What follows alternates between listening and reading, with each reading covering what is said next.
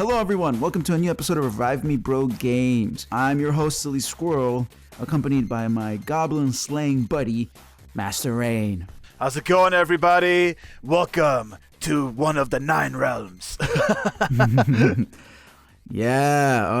Have we played a lot of Valheim this past few months? Yeah, dude. Our journey in Valheim has been, well, last few days, really, last few weeks, really. It's hasn't been out for very long. Dude, it feels like months. It feels like months, though, yeah, because like that time in Valheim it passes. Well, we technically have like 300 and something days within Valheim played, right?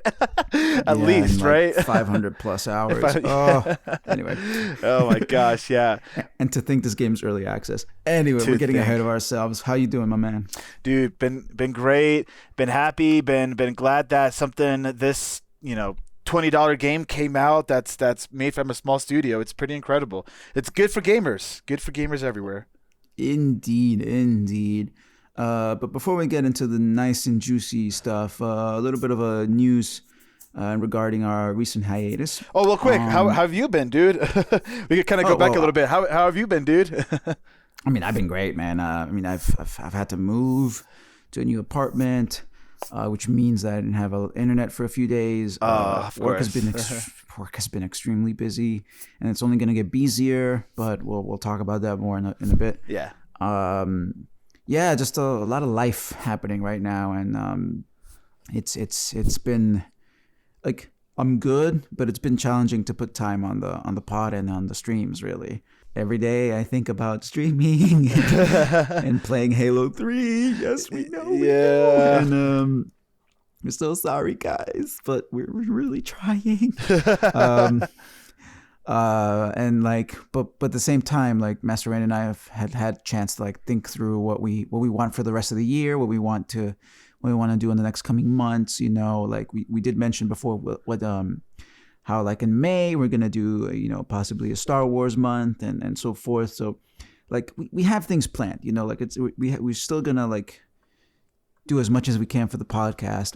Anything that we release, we want to release the best content that we can release for you, instead of just releasing something. And I know like in this day and age that is kind of looked down upon, like you have to release content every other day or something like that. But I'm a firm believer that I prefer quality over quantity. For sure. So yeah, guys, that's a little bit of news regarding our hiatus. But before we begin with the rest of our segments, Master Rein, PSA for the podcast, please. Yes, everybody, we are available in Spotify, Apple Podcasts, Google Podcasts, and Anchor. You can also find us on Instagram at Revive Me Bro Games and on Twitter at Revive Me Bro. If you like this podcast and you want to support us, please subscribe and rate our podcast. It definitely helps. Also, check out our YouTube page with our latest and greatest streams, and of course the pods. You'll always see a history of our streams on YouTube. This is the best way to support us, and please spread the word. Yep. Thank you, guys. And again, once we reach 100, either on Instagram or YouTube, and actually wherever, if we reach 100, we're gonna do a giveaway, and trust us, you want to be part of this giveaway. Absolutely, it's gonna be a good one. So keep an eye out for that. But let's get to it, huh? Yeah. Let's get to some R&B news. What you got for us today, Master Rein? All right, man. All right, brother. So the biggest thing on the radar right now is definitely Halo Infinite. I think Halo Infinite is going to be the biggest game of, like, the biggest release of 2020. We'll see what else is out there, but so far, the devs are really working hard on Halo Infinite. The graphics look better. They're working on the new grapple hook mechanics a lot. One thing that they've mentioned is that they're really trying to stay true to that Halo feel, like, that nostalgic sort of like Halo gameplay loop, which is good, right? But keep in mind that they're also adding a ton of new things to the meta, like the grapple hook, which is why they are, making sure that those new things really work well with the gameplay loop. And there's bugs with them and, all those kind of things, which is why the game got delayed, right? So I'm really glad that they're taking their time with this and they're really looking at it in more detail. Really good, right? But here's the thing. I just found out that they're not planning on making I just found out that there's no dual wielding. So don't you think that's kind of a missed opportunity?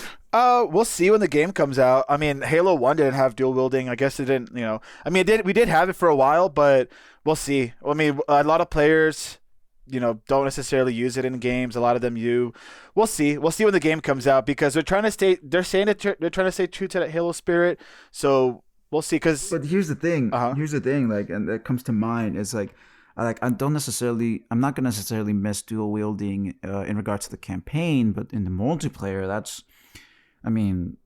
there's ever since Halo 2, like there's certain combos of weapons that you'd use to get an edge on your opponent. So, again, I'm thinking more of like the multiplayer aspect, like not having dual wielding in multiplayer. I don't know, like it might feel weird at this point. I think you're right, but I think the addition of the grapple hook is just going to be so different that you're probably not even going to need that second weapon because I bet people are going to be slinging around all over the place with a grapple hook. It's going to be like Spider-Man Halo. I'm playing devil's advocate. Yeah. I'm playing devil's advocate on this one, but like I'm not like too bummed that there's no dual wielding, but I mean, considering how gamers nowadays will complain about really anything, it's like, no dual wielding, what the heck? It's like let's wait till the game comes out. Like, that sounds like a bummer. Yeah.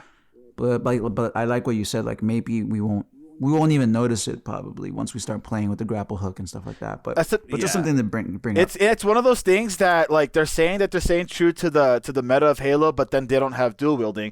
And another thing that they don't have is playing with the elites. So we'll see. But a lot of people liked it. A lot of people are just like or whatever about it. So but it's like you're playing as Master Chief in the campaign, like. Unless they're talking about again multiplayer, then I get why. Oh yeah, multiplayer. For multiplayer issue. Yeah. But I don't know. Maybe it's a performance issue. Yeah. They're trying to minimize all that. But whatever. Like I'm just hoping the game comes out and it's so good that we don't we forget about these nitpicks. Yeah. Which anyway. Another thing that they're adding is not adding, but what you can do with the grapple hook is skyjacking, which is when you grapple onto a Banshee and you're able to what's it called? Commandeer the Banshee, or just blow it up in the sky. Or in multiplayer, you'll be able to like grapple hook to one of your friends driving around and then get onto the car. That might be kind of interesting. We'll see how that works in the multiplayer, but I think that's why they are really delaying things because I think it's added so many new things that we won't know until the game releases to see how the community even reacts to it. So we'll see. Aw, shit. Here we go again. Yeah. Yeah. All right. What's the next item on a little bit of the next news is a little bit of anime news this time. So Demon Slayer, y'all. Did you guys watch Demon Slayer? Silly, did you watch Demon Slayer?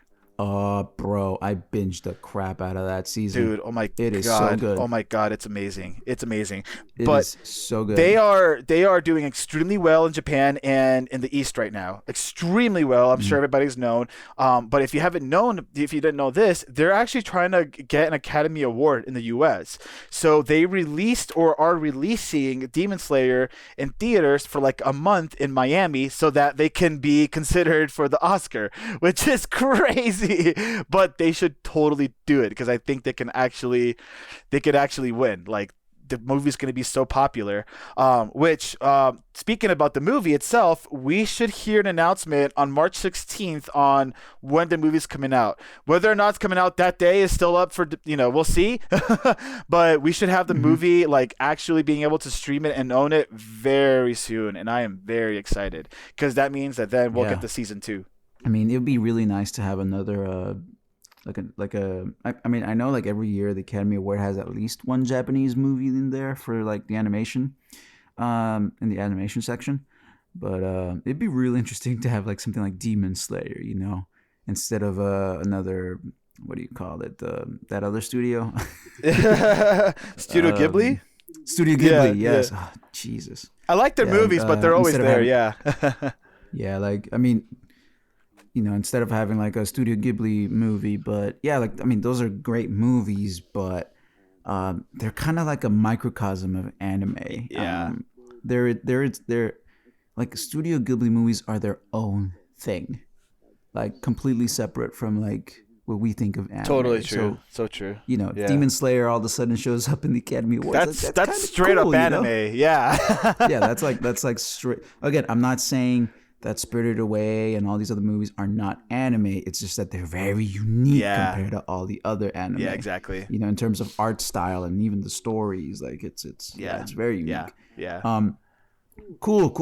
Well, for our third piece of news, we're gonna get a new co-op game. More specifically, TMNT Shredder's Revenge. Ooh, nice.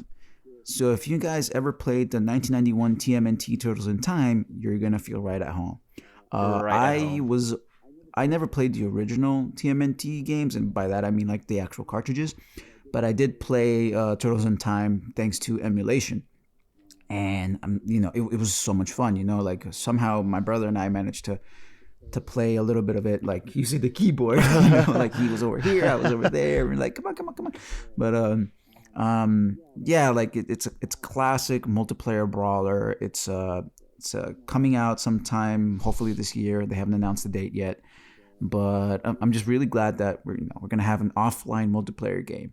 Offline, like I'm sure there's gonna be online capabilities, but they're marketing it as an offline multiplayer game. How many times do you hear offline multiplayer nowadays? Barely. Never. Barely. So I think that's great. That means couch co-op isn't dead yet. You know? And I'm just really happy to see like something like a Teenage Mutant Ninja Turtles come out with a new game. Oh yeah, it's exciting. Right. Oh yeah. And for our next bit of news, the Bethesda Xbox merger. Yeah. And I'm sure everyone's heard all about this, and you saw the live stream. But we got to talk about it. It's humongous. So, Bethesda, obviously very, very legendary studio, legendary for too many reasons, great games and some not so great games and whatever, right? Bugs. Bugs. But man, dude, like, aren't those games like super big? Like everybody knows them, right? Anyways, getting away from myself. Xbox obviously bought them. They've are now completely, this is real, Bethesda, Xbox, they are together. But not only are they releasing a bunch of games to the Game Pass right now, like the Doom games, the Fallout games, Skyrim, I think is going on to the Game Pass. It's great. That's great. But that's not even like the crazy thing about all of this. The crazy thing about all of this is that Phil Spencer is saying that the future Bethesda games that are going to be coming out are going to be exclusive to the platforms to where Game Pass exists. Meaning that's insane. Xbox and PC. Dude, what? That's insane. What? Okay.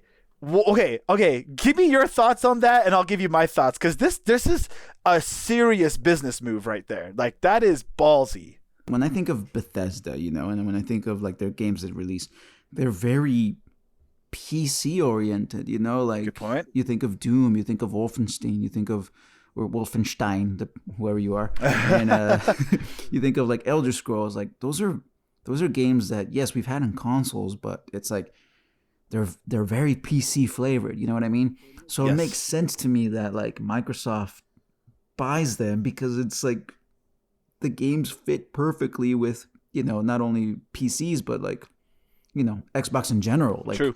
True. Like I think I told you earlier that Morrowind you were able to play it on the original Xbox, and that was besides PC, that was the only other way you could play it, unless I'm wrong, but feel free to comment.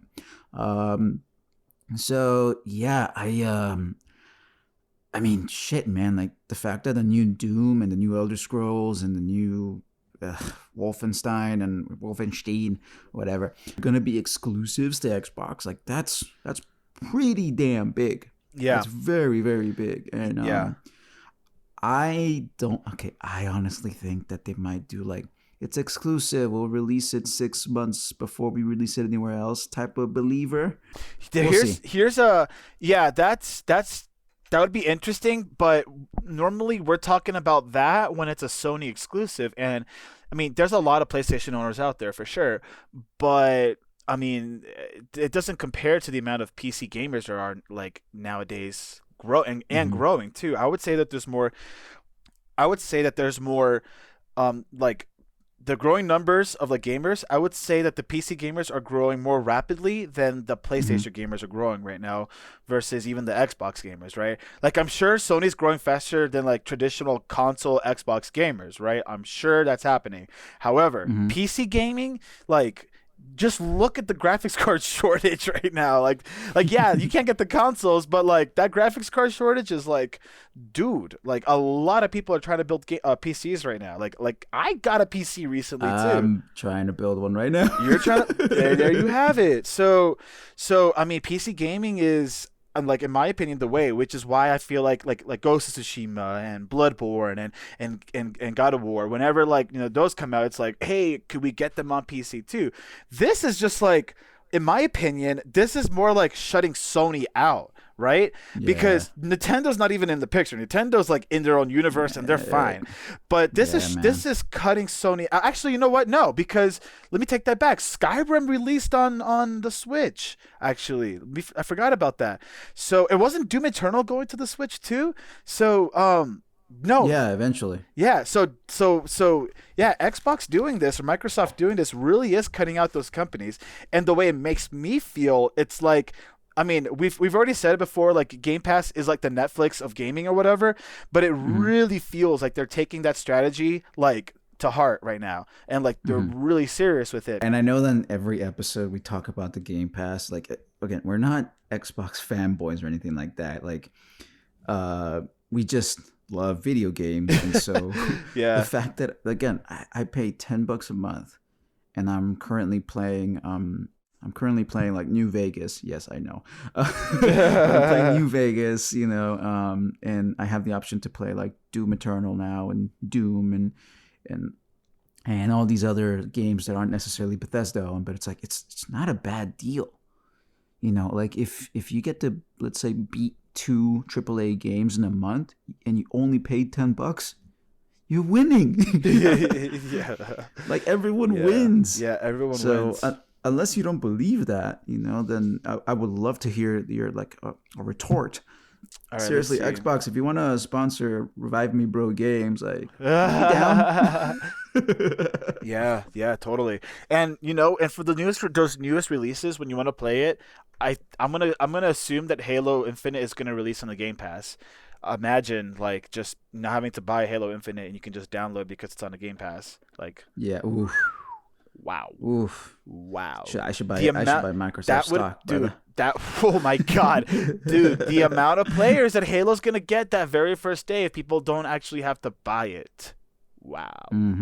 Wow. All right. Anyways. Let's move along. Well, enough talk about these Infinite devs and their AAA games. Let's talk about this 1 gigabyte game from a small team that's blowing everybody's mind. It's time to talk about Valheim, yo. It's time to talk about Valheim. It's time for the main event. Yeah, so I got this. What is Valheim, you may be asking? Unless you lived under a rock. I'm going to read specifically how the developers describe Valheim. A brutal exploration and survival game for 1 to 10 players, set in a procedurally generated purgatory inspired by Viking culture. Battle, build, and conquer your way to a saga worthy of Odin's patronage. It's basically Rust without the assholes and nakeds. Okay, I added that last one. But before we begin, you need to know that A, this is an early access game, so that means B, that this review is a so far.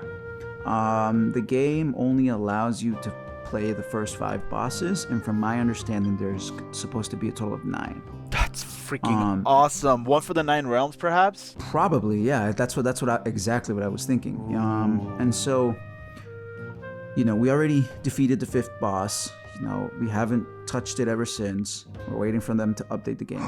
But know that there's still more to this game, and they're going to be adding more to this game. So what we have right now as a review is what we think of it so far, and if you should get it or not.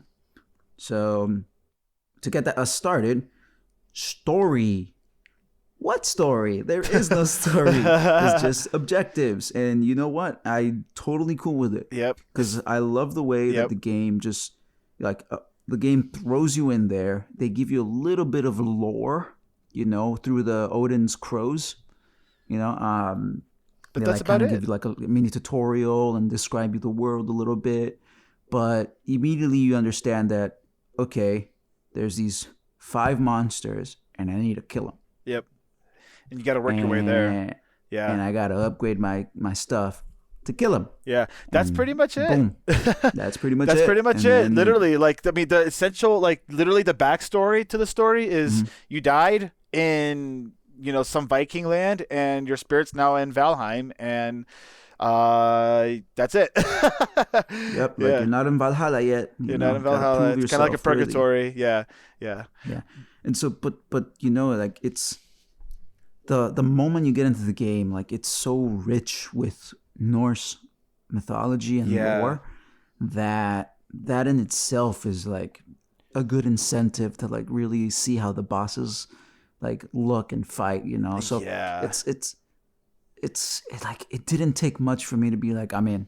Yeah, seriously. Like, And it was very simple. It's Yeah, like, these yeah. are the guys you need to kill.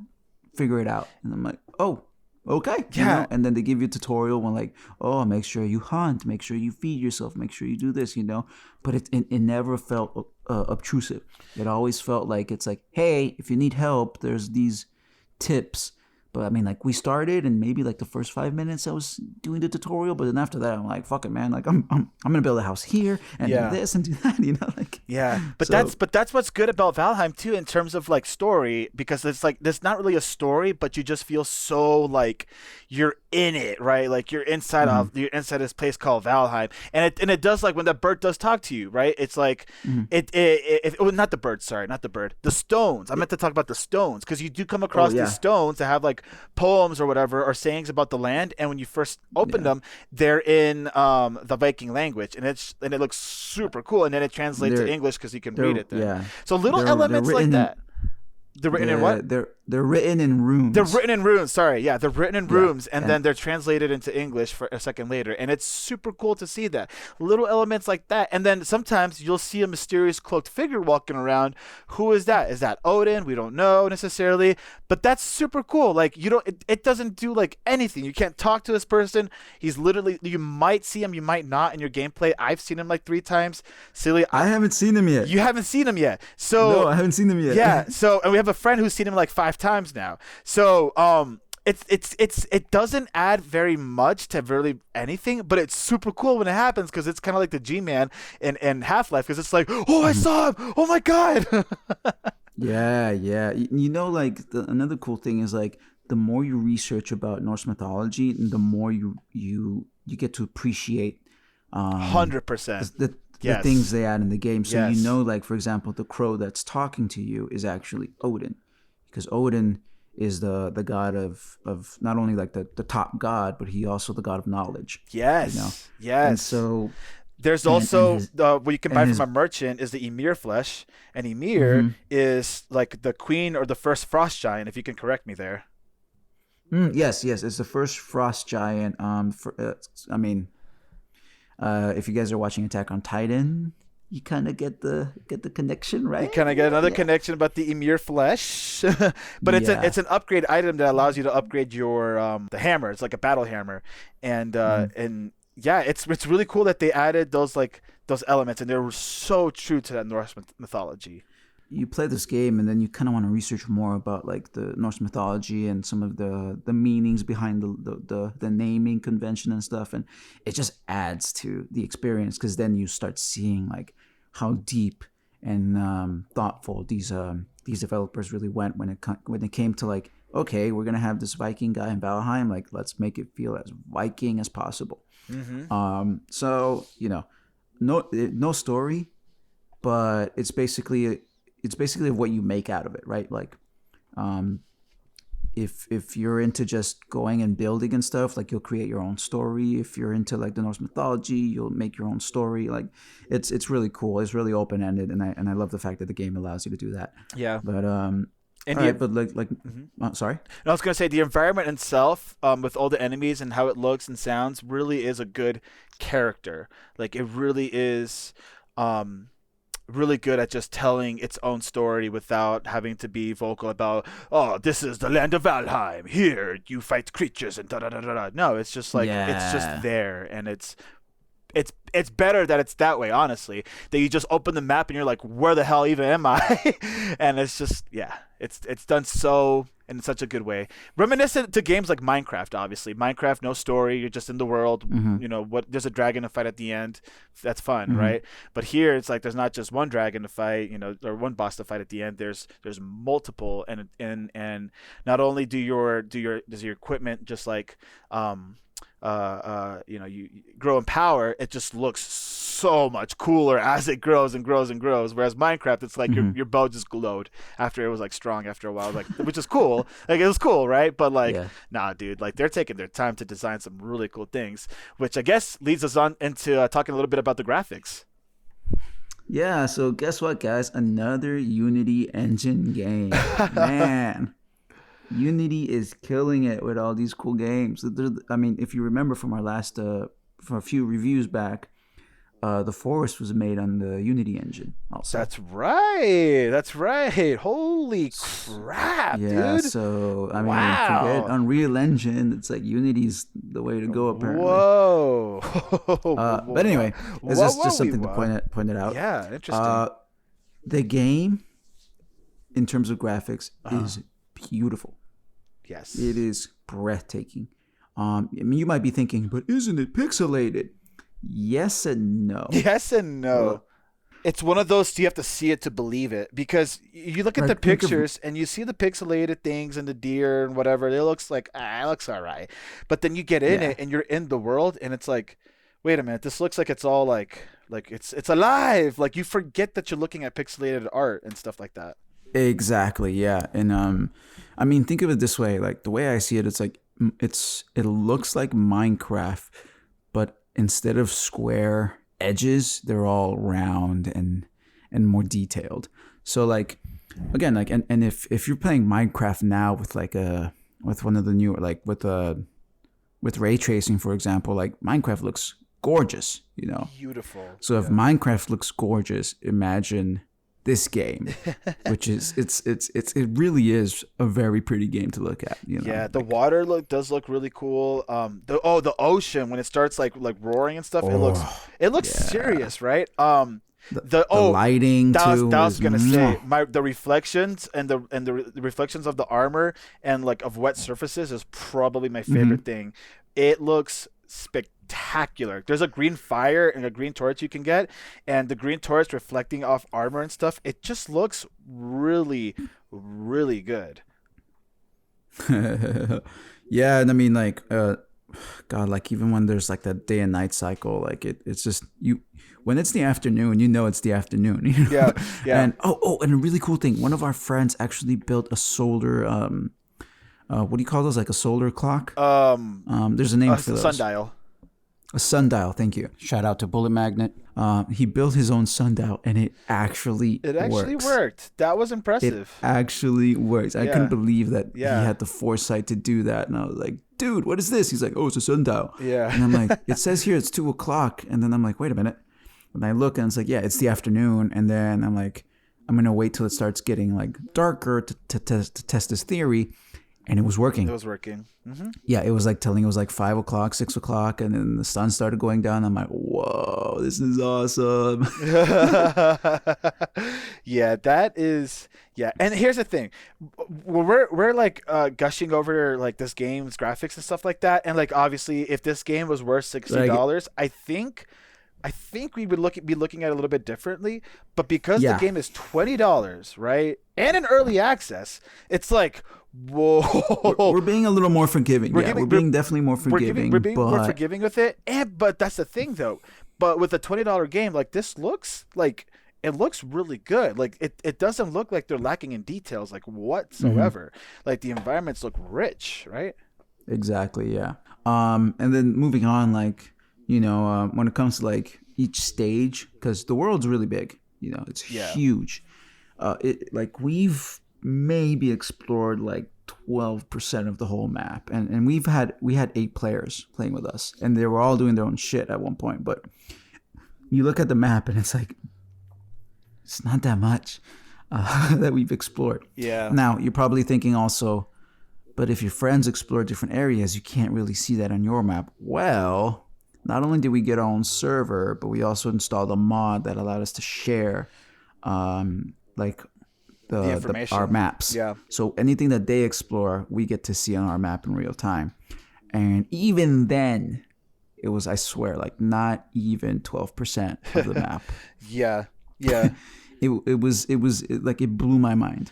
So, but again, anyway, regarding the map and the graphics, it's like you have these different sites or different I have it written down here. Sorry. So each of the stages in this game is very different. Like you have your swamps, you have your plains, you have your forest, you have your caves. And the great thing about the game is that the moment you get to the swamp, like you know you're in the swamp. When you get to the plains, you know you're in the plains. You know, they have a very distinctive art style, you know, and feel to them that it's really what makes the exploring so rewarding, you know. That like, you know, that right around the corner there might be something slightly little different instead of just forest and more forest and more forest and more forest. Yeah, of course. And each of these stages, they also contain different enemies. So like in the forest, you'll have a lot of like trolls and gray dwarfs. And by the way, trolls, oh bro, like first time we saw them, what a treat. Yeah. In the plains, you'll have trees. like yeah. In the plains, you'll have like goblins and death mosquitoes, and you'll learn to fucking hate death mosquitoes. Yep. But you have loxes, you know, and then when you get to like more of the colder areas, you have a lot of wolves. So Yeah. it really does, like, it adds a lot of variety, you know, to like the enemies and stuff. And even though the enemies look quote unquote cute, like they're dangerous. So dangerous. A freaking mosquito can one hit you after you've defeated 3 bosses. Yeah, like you feel like tough shit, and then it's like no. No, little boy, no, little child, you are not strong. Actually, you think you can go fight Odin, but no, you can't. No.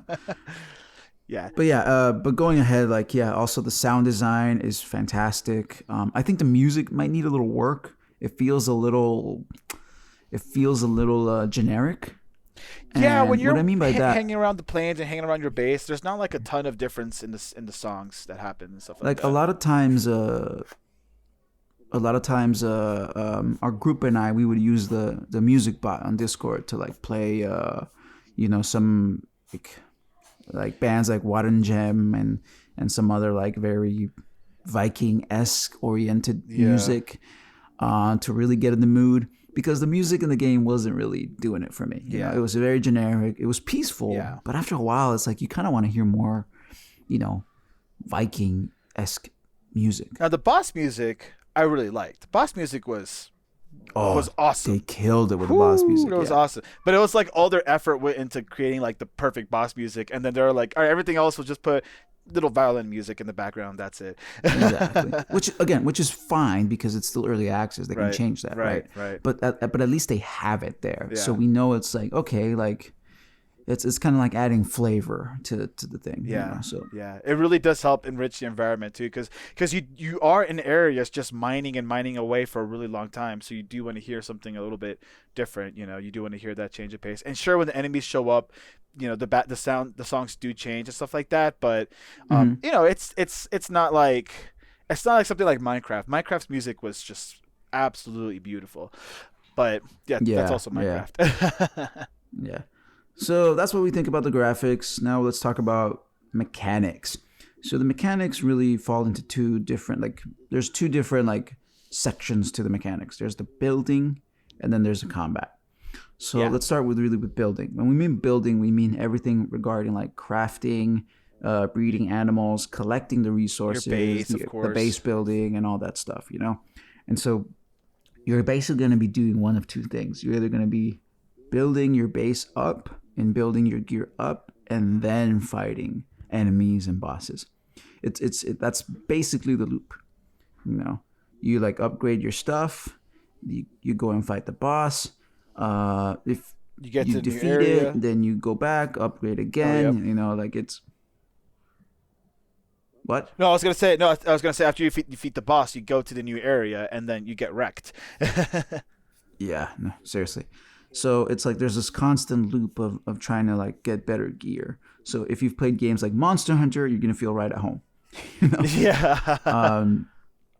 But like the crafting is very fascinating because it's not as easy as you think. Really kind of I have an issue with the crafting. It's kind of how hard it can be to create the materials that you want to create, because Mm-hmm. of how much mining and grinding there's involved, right?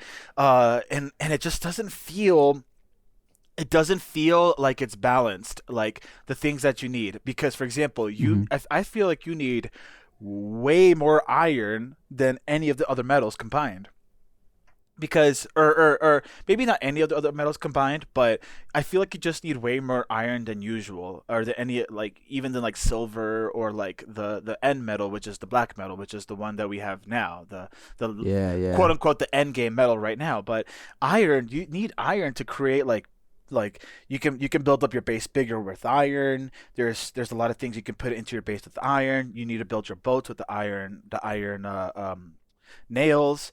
Iron also can make more endgame weapons and armors. It's like, all right, like why is iron so needed? And then why is iron so hard to get compared to everything Mm-hmm. else? Which is the thing, because like tin and copper, like you can find just boatloads of it. Maybe the tin can be harder to find than the copper, but you still can find a boatload of it, right?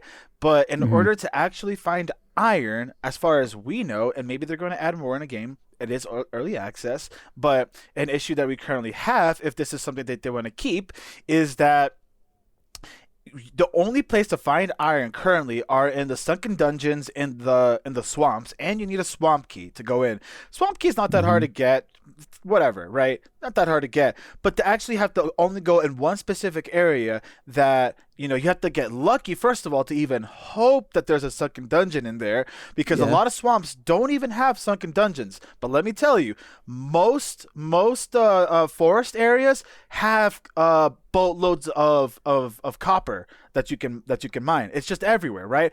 A lot of Mm-hmm. mountains have silver, like all over the place. I've only seen like one mountain that didn't actually have silver on it, right? But the swamps, dude, like I will like go through a bunch of swamps and never see a sunken dungeon, and I Huh. feel like there's an issue there. And maybe, hey, maybe it's just a specific seed that we're using, right? Maybe it's just that, right? But Mm-hmm. but the way it feels like to me is like, if such an important material is going to be so needed, like well into the end game as well, then I think you just it needs to be easier to get, right?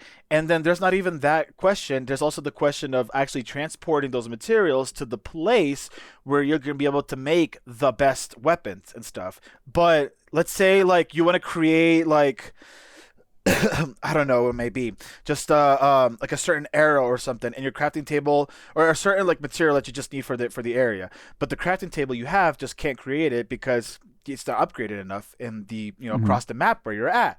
Well, if you have metal, you can't actually transport that metal to your base if you have a portal, unless you cheese the game. And that, in my opinion, there's a big issue there. I feel like there's kind of like what's the word I'm looking for? Um, they need to address it. They need to address, either they need to give you a crap ton more iron, in my opinion, or they need to make it so that you can go through the portals with the iron a lot easier, or something. But Mm-hmm. I feel like with crafting, like it can be difficult when it comes to certain items that you need, especially like iron specifically. Yeah, dude. No, they definitely. And it's funny that you say that because one of the other game mechanics is teleport. And to teleport, like you from one area to another, do you have to obviously go and explore the area, and then you build a teleporter. But here's the catch: you can't necessarily move that iron and anything and any of those like high grade, um, high grade like materials like Rare, through a like rare teleporter. You have resources, to, yeah, huh? like rare You have to actually resources. go ahead. No, I'm just saying rare resources is what I'm saying. Like those Yeah, things and can't go through the teleporter. yeah, and so you have to like fucking walk all the way back. Yeah, or take a Or boat build another back. base or something like that. Or like, I mean, I think it's an interesting mechanic how like basically it forces you to basically have all these different bases all around the world. which makes sense considering how fucking huge the map is. But it also at the same time, it's like, well, you already have what you need at the main base.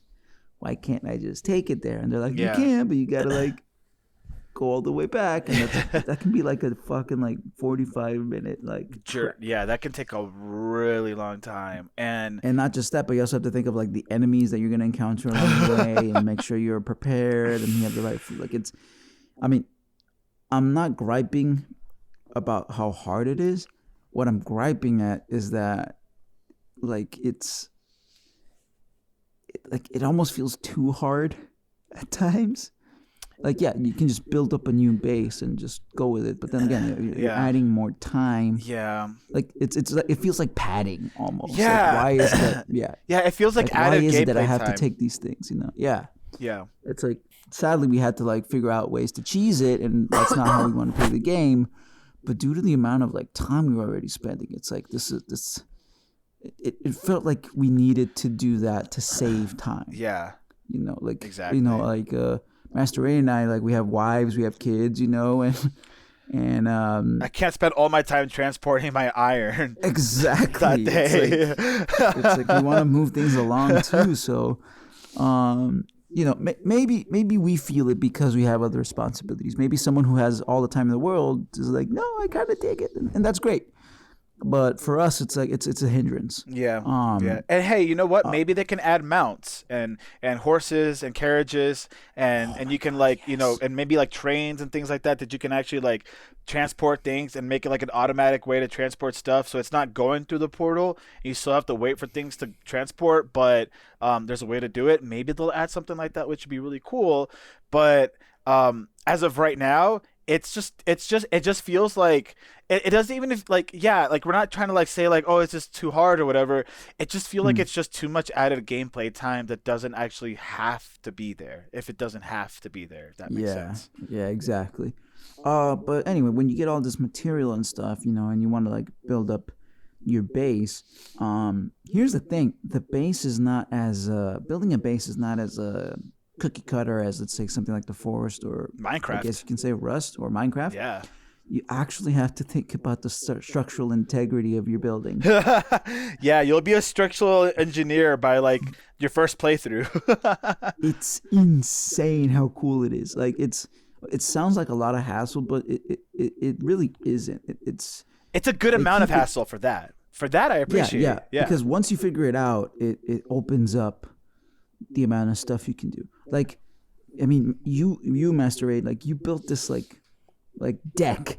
Basically, I built a deck over a ravine. Yeah. Yeah, and it was like, and there was all these like these pillars supporting the deck, and it works. Yeah, it really works. Yeah, and it's dope. Yeah. You know what else? Like the way that they constructed, like how you have to build, like structurally, it makes sense with Viking architecture. So even without you trying, the things that you built will look like Viking architecture, and it's super sweet. Like, you know, like the deck that I built, like I wasn't trying to make it look like a Viking deck, but it looked like a Viking deck, right? Your watchtower, the one that you built, like it totally looked that totally looked like a legit like Vikings actual watchtower from like a history book, you know. Some of the bases that people have built, like, oh my gosh, like that is freaking like, the architecture is a lot of fun. And if you guys remember Luis from our Forest review, shout out to Luis. He went nuts. Oh man, it was beautiful. He had ascended into a different plane of reality and created some structures that I didn't even think was like, every time we entered the game, it was it had evolved. Like every single time it evolved. And Luis would be there like, oh guys, there's this and that, go check it out. Yeah, and then like he spent 3 hours of real time just figuring out how to build a better like he was like building this like room for us, but like he also wanted like a chimney, and then he decided to do 2 chimneys, and then he was trying to like make it look pretty. And dude, he spent 3 hours. He didn't go to bed until he finished the damn thing. Legendary, bro. Legendary. Yeah, no, our base looks pretty great. Like, I mean, not as like ridiculous as some of the Reddit posts I've seen. You know, like, oh my god, that looks amazing.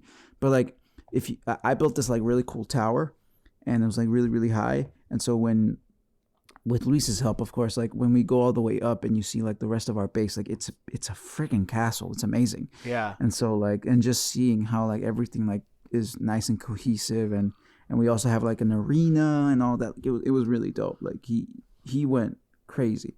But long story short, the architect, the building mechanics in general are very robust and pretty good. Like, yes, they can use a little bit of ironing out, but overall, like, it's incredibly satisfying. Oh yeah, absolutely. I totally agree. Now let's get into like the combat. The combat is very very simple. You have a normal attack and a heavy attack.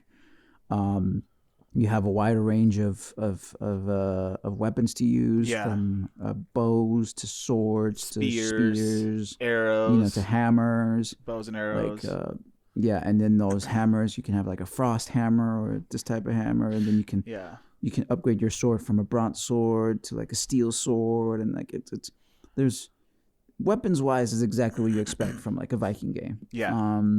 Which is really cool that like in its early access state right now, the weapons that we have at the 5th boss are like a frost hammer and the poison bow, and like like it's there's really enough cool variety to keep experimenting. I already feel like there's a lot right now, and then there's still like they want to add like 4 more bosses, and every boss is going to be like a different area with potentially new things you can upgrade to. Dude, I want to get like Thor's hammer eventually.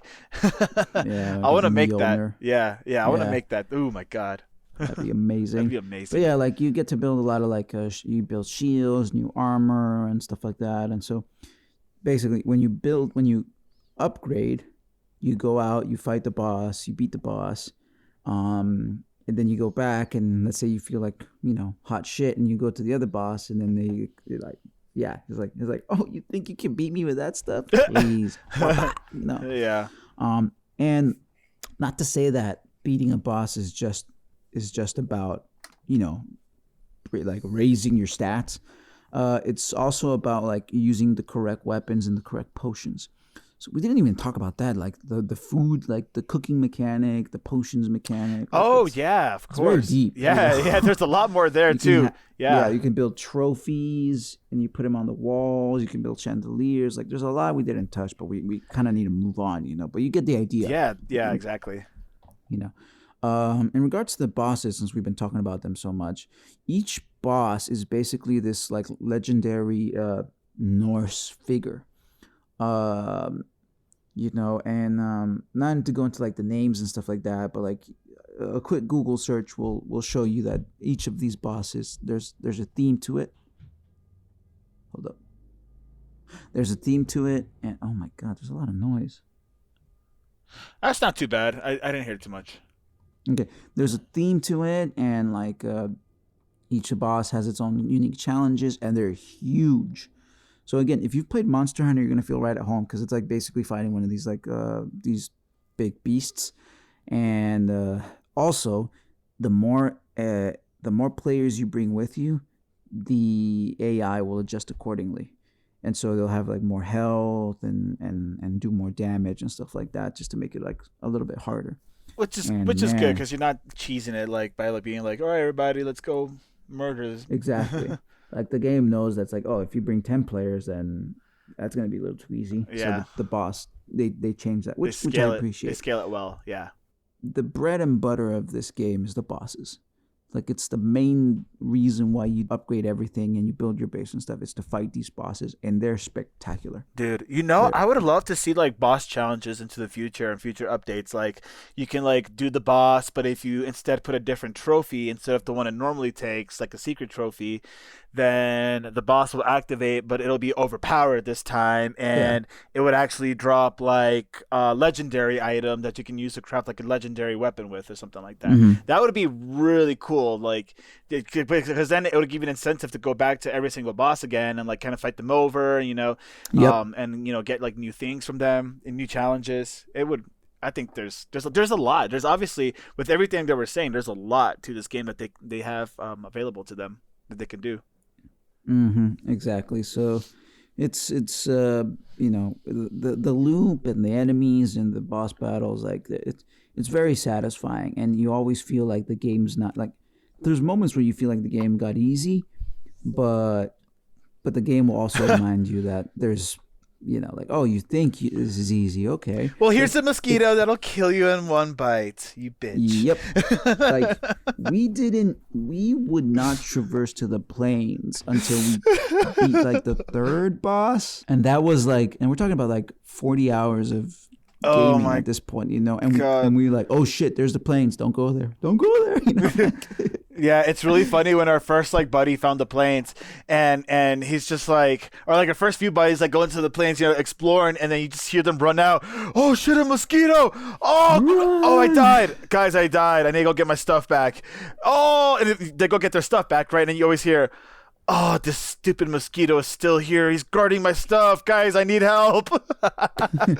Oh, my God. And like, oh, my God. Like at the first, okay, as soon as you finished, what was it? The bone mass, right? Mm-hmm. Yeah, as soon as you finish the bone mass, the third boss, and go into third boss and go into the plains, you're not ready.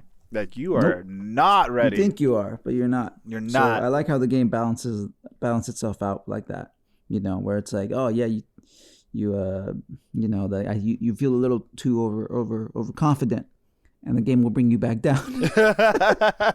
So I appreciate that. Yeah, which really does make you want to stick around for longer, right? Because it's like, because you want to get better. You want to get better. Like in Minecraft, at one point, you're just like the god of Minecraft, right? You know, in other games, at some point, like you're just it, right? But with this, it's like, little one, no. You think you're gonna leave Valheim? No, sir. Yeah, so I don't want to compare it to like Dark Souls, but I have an urge to say something about Dark Souls. It's like whenever, like, you know, you play Dark Souls for the first time, you know, you're gonna get your ass whooped. You're gonna die, you know. But the more you play, the better you'll get at it, and the more you'll start breezing through like the first few levels, right? Right. Once you beat the game and all that, you come back to play this game, and it's just gonna be like, oh my god, this is so easy. There's a very similar feeling with Valheim, where it's like, it starts really hard, you know, you get better, and not necessarily with like timing and attacking the right time, like not necessarily that. It's more of like you get better gear, you know, you're better equipped, you know, and then you start going into combat, and then you're like, oh, I got it, you know, and it's like that sense of like that you've made, like that you've learned, and that you figured it out, you know, on how to like fight. And a lot of it has to do with like if you have the right potions, if you eaten the right food, because if you eat different foods, it'll give you more health or more stamina. So it's really all about preparing. Like the more you prepare, the better off you'll be. And so, I think your relation to Dark Souls kind of does make sense, because the game is not being forgiving like whatsoever. Like the game will throw like 3 great dwarfs at you, and they will mob you and kill you, right? And it's just like, oh gosh, like literally like one of the weakest enemies just killed me. But yeah, and especially like if your armor's broken and you're out of stamina and you don't have a lot of health, like a gray dwarf and a couple necks will kill you. And necks are the little lizards, right? Which is really cool that, you know, that you have to be really careful with your health and stamina in that way. Which I think the last thing I want to mention on the mechanics side of things is actually the stamina bar, not the health, but the stamina, because I think more than anything else, I think the game is trying to work your stamina down, right? Because swimming really hurts your stamina. If you lose your stamina while swimming, you're gonna die. Like if you can't even run away from an enemy, you're gonna die. If you can't block from an enemy, you're gonna die, right? Yep. So stamina, and as soon as you start getting mobbed by the enemies, like that's it, because you can guard 1 or 2, right? Like depending if you're at the right level at the area, not overpowered, right? Then that means that like you can probably face off 1 or 2 enemies, but as soon as that third one comes around, like you're done, right? Like, or for example, when you enter the Black Forest and you see that troll, if you're you're going 1-on-1 against like 2 or maybe 1 gray dwarf, you know, and then a troll shows up, that's it. You got to go, because he's gonna kill you, but he's gonna catch up to you, and when your stamina runs out, that's it. Yeah. Right. It's not even your health. Like as soon as that stamina runs out. So I do actually kind of like how the game purposely, I think in a very vicious sort of way, does kind of go after your stamina bar. It really makes you work that stamina bar, and like you do have to upgrade yourself, like as you use your bow and as you run more and jump more and stuff like that, your stamina gets better in those things, or you get better at doing those things, right? Not necessarily stamina, right? The better foods that you eat, you get more stamina for that.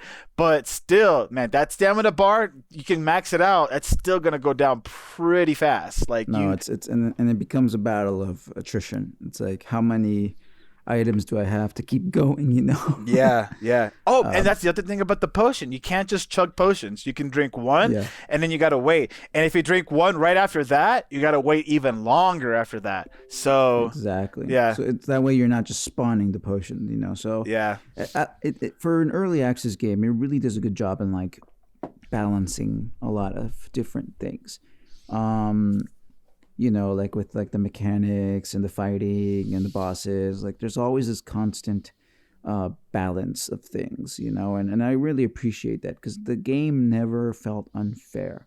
Like there were things that were like annoying and, you know, drive me nuts, but at the end of the day, it felt like, man, like if I would have gotten there with like, you know, a sausage or this, or maybe some soup, I would have been able to survive longer. So yeah, you know, it never feels cheap unless you die or something happens because of a bug, you know. Yeah. Which takes me into our next section, the bad. Master Rein, is there anything in the game that you feel like the developers need to iron out, or that you didn't like specifically? Any gripes? Yeah, so my biggest gripe is, and I do understand that it's early access still, early access, but it's the performance of the game. So I thought that all of our computers were going to be fine running this 1 gigabyte game. However, as we soon found out, once our base got a little bit bigger and we terraformed the area a little bit more, we found out that the game started having issues. And in the Black Forest, where it was just the game generating itself and nothing else, I would get like 100, 120 frames depending on the area. In our base, it would drop to anywhere between 20 to 40 frames, which is a serious drop. I understand that there's a lot more processing going on in the area and things like that, especially when you're terraforming and your base and all the items and all that kind of stuff. But I mean, I want to be able to terraform even more. I want to be able to build like Hyrule Castle, like on top of Minas Tirith. Actually, Hyrule Castle on Gondor, next to Minas Tirith, you know, next to Asgard, all together in the same area. You know what I'm saying? Like, I want to be able to do like what I want to do on the map, right? And like I want to like like you can stress the game out, and obviously like in Minecraft, if you put down 1,000 bombs and blow it up, you're gonna blow up your PlayStation. But that's something that I would love to see, is just for them to improve the performance in the game and allow us to, in one area, really build and terraform that area like a crap ton. Now that actually does bring me to one question though, and is this the reason why they don't allow metals to go through portals? Are they forcing you to build bases in those other areas? Or are they okay with you bringing everything back to one single main base? Because if they already know that having too many things in one area is going to cause issues, and maybe that's why they're forcing you to make other bases, then I guess that's something that's in the game code, and I guess I understand that's the reason why we would have to do it. But I would just kind of want to know if that makes sense. For me personally, like one of the things that really gripes me from the game, besides performance, of course, is like the enemy AI. Like I know we mentioned already that you know, that's mostly about your stamina and your health and how to manage that. The enemy AI is like not the brightest. True. They do a job, which is provide a constant threat, but it's not like there's no intelligence behind it unless you're fighting a boss. Like when we're fighting like the goblins, they'll just like, you know, run at you like and just run at you. You know? There's not really like you know, like they stay back, or they. I mean, I keep thinking of like the enemies in the forest, which are completely a whole different breed of AI. Yeah. But there's this there's this weird feeling of like when you see an enemy and they just like bunch up on you, you know. And sometimes they just keep bunch upping on you when there's like other allies attacking it. So for example, like this one time out, like this troll and these like gray dwarves were like trying to get me, and Master Rain here was just, you know, airing the crap out of them. And then no moment did they like turn around and now start attacking like Master Rain. It's like, no, they just kept following me. Yeah. It's like, they're like, no, we're gonna kill you. And so at that point, it's just like a bait and switch. You know, it's like, oh, like you just keep running, and Master Rain just keeps, you know, arrowing them, and then they die. It's like, I guess what I'm asking is that the enemy like knowing when to retreat or when to like flank you, or just a tiny bit of some sort of intelligence. Yeah. Like, wouldn't it be cool to like be fighting the goblins, and then like way in the distance there's these goblins throwing rocks at you, and then they bunch up on you, you kill them, and then all of a sudden these like a second wave of like bigger goblins start attacking you. Like, I don't know, like some form of strategy, you know? Yeah, because right now I see what you're saying, because right now it really feels like the AI is designed to like work your stamina down, and like or like the game is designed in a way to like spawn enemies too that are just gonna like mob you. And I think that's like and I think that's more like the term, because like I have seen like the Fulings, the goblins, and the gray dwarfs retreat from me like ever so often. Like not often, like honestly it's not often. They mostly just rush me. But sometimes after I get their health down far enough, they'll go backwards a little bit.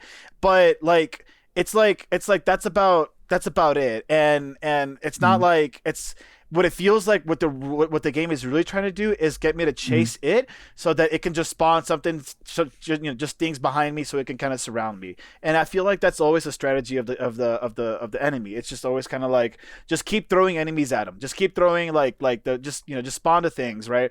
But then again, it's like, you know, they've programmed the enemy to fight each other. Like you can see a mosquito fight a troll, which is hilarious. But at the end of it, once you go into the base area, it all just kind of comes down to mob, you know? Yeah. So we'll see. We'll see. So that's my main gripe. Yeah. You know, it's not huge, but it's something that definitely I feel like the game can do slightly better. But it doesn't hinder the game. It's just something that I guess bugs me, pun intended. From time to time, our base would get attacked by like trolls and stuff, but it was like rare, you know. And one time, it was just me and one of these players, Leo.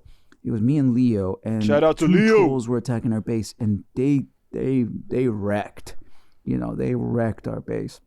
Thankfully, not too bad. We like all our items and stuff and things that we've built were somewhere different, but they completely like destroyed half a tower plus a few walls and stuff, and that was exciting. It's like, oh crap, like, you know, like we're having like it's a problem, you know. It means that your base is not always safe, and I like that feeling. You know, so.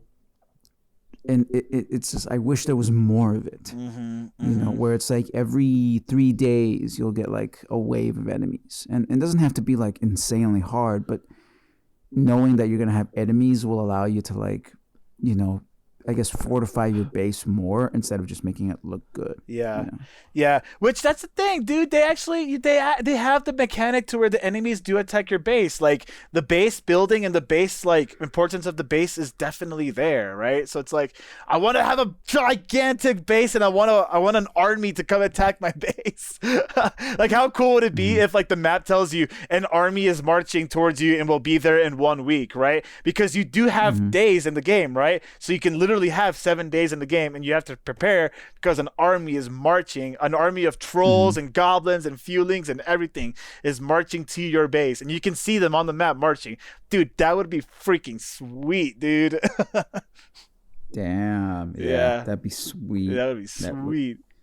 Other than that, anything else that you think of that the game can do better, or mounts? Or are we good here? Well, the portal system, without getting too far into the portal system, there's a great debate on it, and do you have any thoughts on the portal system before I go too far on it? No, nothing. I mean, I feel like we already talked about it, that's just something to keep an eye out, really, just to see what the developers are going to do about it, because they're going to do something about it soon. But mounts, that's the only other thing I would love to see is mounts. I would love to ride a horse through the plains, you know, with my bow and arrow, shooting goblins and stuff like that. Okay. Yeah, or writing a Vox. That would be super cool. Oh my god, yeah, that'd be sweet. Yeah. But anyway, let's go into the ratings then. Yeah. I'm gonna give it a 7 out of 10. Now, the reason why I'm giving it a 7 out of 10 is because this is not a complete game. There's still a lot of like bugs that happen, especially like when you cut down trees or when you like dig too deep and like stuff that can be fixed, and there's also a lot of room for improvement. The game itself is already really, really robust. But you can definitely see the early access parts of it. A 7 for me means this is a good game that has a little bit of flaws and has a lot of room to grow. So if I give it like a 9 now, or like a 10, like it's not realistic because the game is not fully finished yet. So I can't give it a full rating if it's not fully finished. Right. So That would be more like a. Think of it as a 7 out of 7, I guess you can call it. But yeah.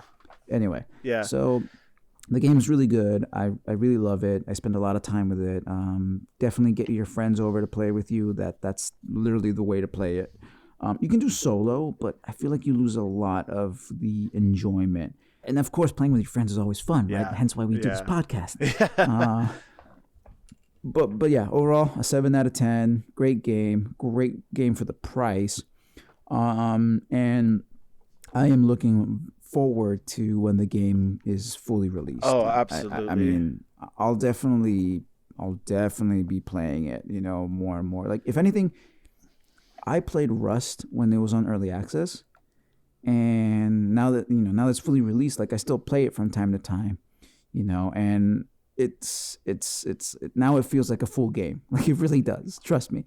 So if Valheim's already like light years ahead of how Rust was when it was on early access, like this game is, if they would sell this game as is right now, it's fantastic. It's a good game. But knowing that they're gonna give us more, I have to give it a 7. So that's my rating. Yeah. So that's awesome. I'm pretty close to you. I kind of like in my heart feel like an 8.5, but I think the game is more like a solid 8 in my opinion. Because of exactly those reasons, but I just feel like I'm being a little bit more generous in the sense of like it's a small team of developers and they've done this much, and it's and yes, we have all those issues, right? But like, man, there's a hell of a lot less issues than something like Minecraft when it first came out. Like, I know Minecraft had a lot of bugs, right? And you know what too? Like again, this is a small team of devs that have done this much and have stayed so true to a lore that have very much promised to do a lot to this game. I feel like in order for this game to be like a 9 or a 10, they just need to obviously add more, like, more armor that you can get, more things you can craft, fix the performance, of course, and obviously add those bosses and that kind of stuff. But I think also to be a 10, you need to have they need to allow the modding community to be the modding community, because I think the modding community can really have a lot of fun with a game like Valheim, and it could be like really cool to see what they can do with it. This isn't a AAA title. This isn't like a massive budget game. This isn't like a $500-700 million game that they're trying to make or whatever, anything like that, right? It's a small team, it's a small game, and it already has like 5 million plus players, and it's only growing like really fast every day. And just get ready. Yeah. Like, when the game comes out, like full access, I'm pretty sure they'll hit that 15 million mark like no problem. This is going to be very important for all the small time studios who, over the last few years are looking at the games like Madden and FIFA and Cyberpunk and all these massive titles like Anthem that EA was going to release, and like, how can they keep up with those big titles like and those big companies? But as you can see what they've done, they failed, right? Like, they failed in terms of what the name was supposed to be, right? Right now, it really is the time for the little studio to rise up and to really show us what they got. And Valheim is fucking impressive, yo. Yep. No, I'm with you there. I think it's a good time to be an indie developer because not only are we getting very disappointed with AAA games lately, it's when you come back and play these smaller, quote unquote, smaller games, and you see that, and you see how far they want to push things and how they want to like present their experience. It's like, oh yeah, this is why I play games, you know, because you want to try different things, you know, you want to try different, you want to see different things, and they have this idea that they really love, and they are working hard on it, and it shows. And it shows. It's beautiful, you guys. They have hats off to you. I mean, early access, and you guys have blown my tits off. Yeah, because a lot of times early access means really, really shitty. Yeah. But yeah. You know, I'm looking at you, due process. Early access, my butt. That game could be so much better. Yeah. But right, hey, anyway. Yeah. Go ahead. So anyway, that's it for today, guys. Thank you so much for joining us. Remember to follow us on Instagram, Facebook, Twitter, and of course on Twitch. We are available on Spotify, Apple Podcast. Actually, let me say that. And Twitch. Our podcast will be available where our podcasts are. Our podcast will be available anywhere there's a podcast, really. Of course, eventually we'll post it up on YouTube, right? So remember to leave us a comment, rate, message us, anything to like, you know, keep the community up and going. And we're looking forward to our next episode. You know, we're also thinking about bringing some more of our friends to talk about some of these games and about news. So keep an eye out for that. But yeah, this is a Silly Squirrel and Master Rein signing out. Yeah, and everybody always remember to heal your teammates before they die.